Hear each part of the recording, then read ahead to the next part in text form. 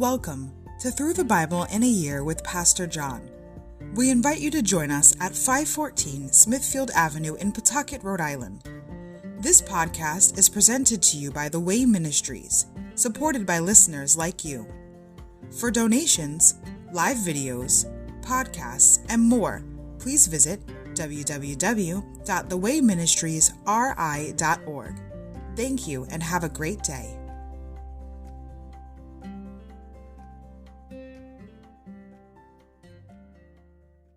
Hi everybody, welcome to Through the Bible in a Year with Pastor John. Glad you can join me today to get a portion of God's Word. Today we're going to start with Walk 10, January 10th, Isaac's Family and Fortune, Genesis 25 to 26. Chapter 25, Birth of Twins, Battle for a Birthright, Isaac's Family. Chapter 26, Deception in Gerar, Dispute in Gerar, Isaac's Faith and Failures. Overview. Isaac's family, though presented only briefly in the book of Genesis, is immensely significant. Through Isaac, God's promise to Abraham continues to unfold. I will give all these lands to you and your descendants, just as I solemnly promised Abraham your father. Chapter 26:3. Born to Isaac are twin sons, who would later be fathers of twin nations, Jacob, which is Israel, and Esau, which is Edom. Insight. Abraham's life filled to the brim, chapter 25, verse 8. The original Hebrew text of chapter 25, verse 8 can be translated. Then Abraham died in a good old age, an old man and full. When Abraham breathed his last, he was full, not only of years, but also of valuable life experience. He had faced trials and temptations that grew his character, he had achieved victories and prosperity, and he had received reminders that God's promise to his posterity would surely come to pass.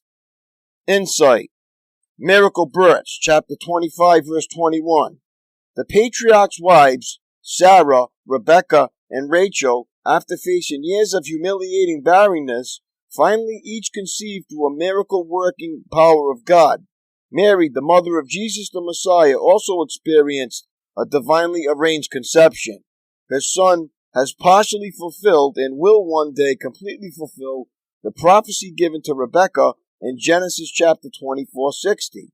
May your descendants be strong and conquer the cities of their enemies. Chapter 25. Abraham married another wife whose name was Keturah. She gave birth to Zimran, Jokshan, Medan, Midian, Ishbak, and Shuah.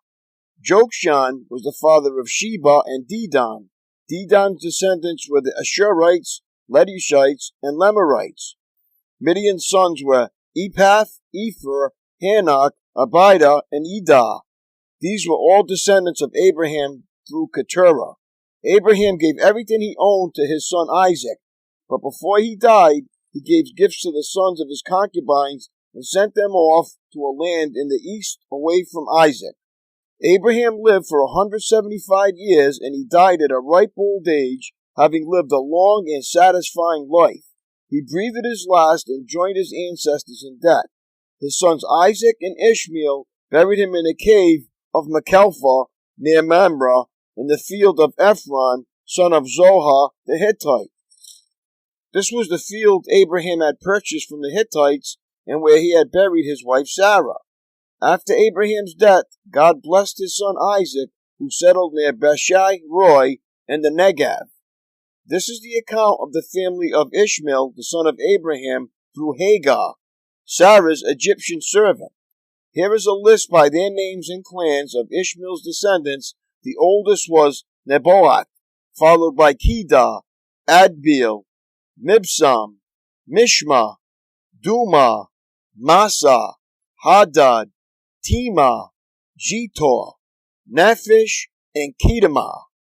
These 12 sons of Ishmael became the founders of the 12 tribes named after them, listed according to the places they settled and camped. Ishmael lived for 137 years.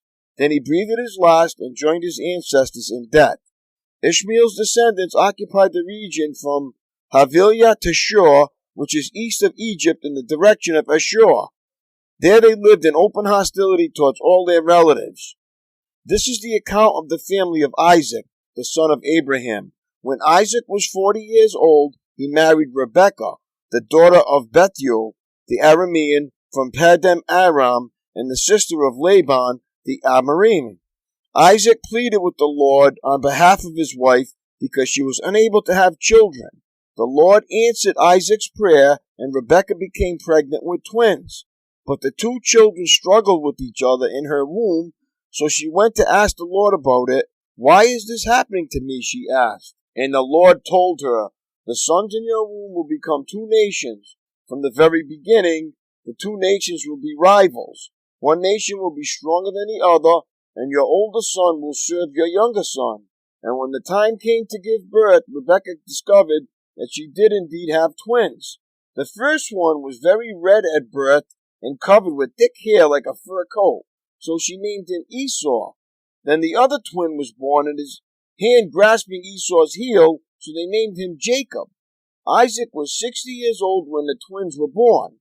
As the boys grew up, Esau became a skillful hunter. He was an outdoorsman, but Jacob had a quiet temperament, preferring to stay at home. Isaac loved Esau because he enjoyed eating the wild game Esau brought home, but Rebekah loved Jacob. One day, when Jacob was cooking some stew, Esau arrived home from the wilderness, exhausted and hungry. Esau said to Jacob, "I'm starved. Give me some of that red stew." This is how Esau got his other name, Edom, which means red. "All right," Jacob replied, "but trade me your rights as the firstborn son." "Look, I'm dying of starvation," said Esau. "What good is my birthright to me now?" But Jacob said, "First you must swear that your birthright is mine." So Esau swore an oath, thereby selling all his rights as the firstborn to his brother Jacob. Then Jacob gave Esau some bread and lentil stew. Esau ate the meal, then got up and left. He showed contempt for his rights as the firstborn. Chapter 26. A severe famine now struck the land, as had happened before in Abraham's time. So Isaac moved to Gerar, where Abimelech, king of the Philistines, lived. The Lord appeared to Isaac and said, "Do not go down to Egypt, but do as I tell you. Live here as a foreigner in this land, and I will be with you and bless you. I hereby confirm that I will give all these lands to you and your descendants, just as I solemnly promised Abraham your father. I will cause your descendants to become as numerous as the stars in the sky, and I will give them all these lands. And through your descendants all the nations of the earth will be blessed. I will do this because Abraham listened to me and obeyed all my requirements, commands, decrees, and instructions, so Isaac stayed in Gerar. When the men who lived there asked Isaac about his wife Rebekah, he said, "She is my sister." He was afraid to say, "She is my wife," he thought. "They will kill me to get her because she is so beautiful." But sometime later, Abimelech, king of the Philistines, looked out his window and saw Isaac caressing Rebekah. Immediately, Abimelech called for Isaac and exclaimed, "She is obviously your wife. Why did you say she is my sister?" "Because I was afraid someone would kill me to get her from me," Isaac replied. "How could you do this?" Abimelech exclaimed. "One of my people might easily have taken your wife and slept with her, and you would have made us guilty of great sin." Then Abimelech issued a public proclamation. "Anyone who touches this man or his wife will be put to death." When Isaac planted his crops that year, he harvested 100 times more grain than he had planted, for the Lord blessed him. He became a very rich man, and his wealth continued to grow. He acquired so many flocks of sheep and goats, herds of cattle, and servants that the Philistines became jealous of him. So the Philistines filled up all of Isaac's wells with dirt.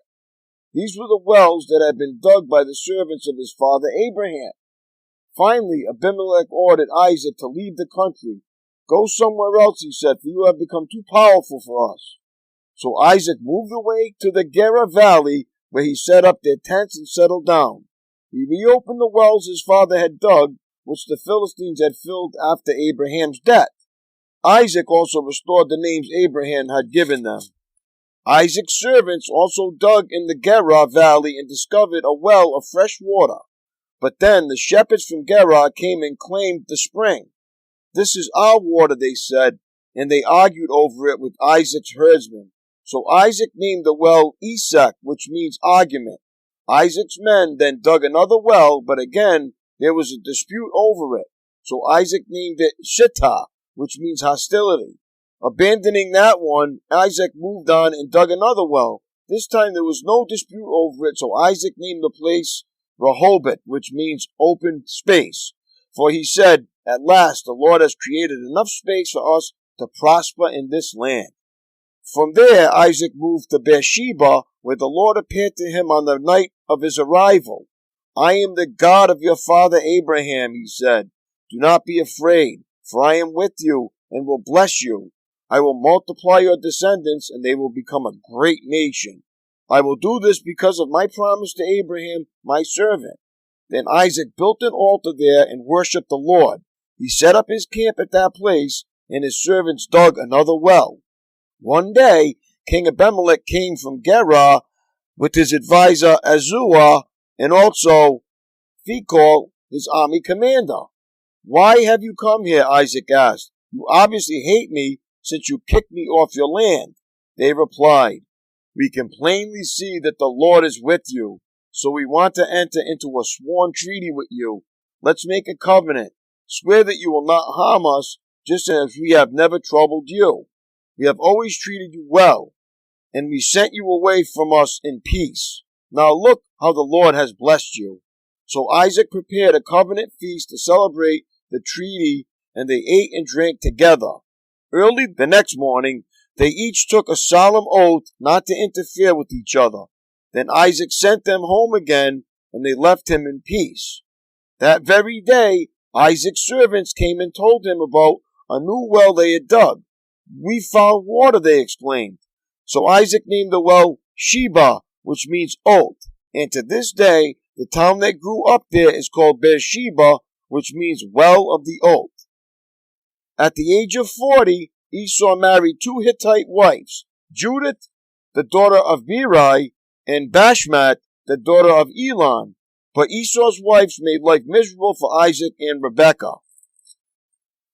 My daily walk. List everything you know about the life of Isaac, then compare it with the following paragraph. Isaac was Abraham's son, Rebekah's husband, and Jacob and Esau's father. He imitated his father and was tricked by his son. He dug a few wells. He generally did what God told him to do without much fanfare. How would you like your epitaph to read? He generally did what God told him to do. There is not much glamour in quiet faithfulness, but as far as God is concerned, it's more important than just about anything else. Maybe that's one reason Isaac gets equal billing with his father and son every time God identifies himself as the God of Abraham, Isaac, and Jacob. Has the Lord assigned you to a supporting role that escapes the notice of the crowd? Not everyone can function without applause, but apparently God knows that you can by His grace. Thank God for the privilege of serving Him and ask Him for that same steadfastness of spirit. Faithfulness in little things is a big thing. Thanks for listening, folks. Have a great day and God bless. See you tomorrow.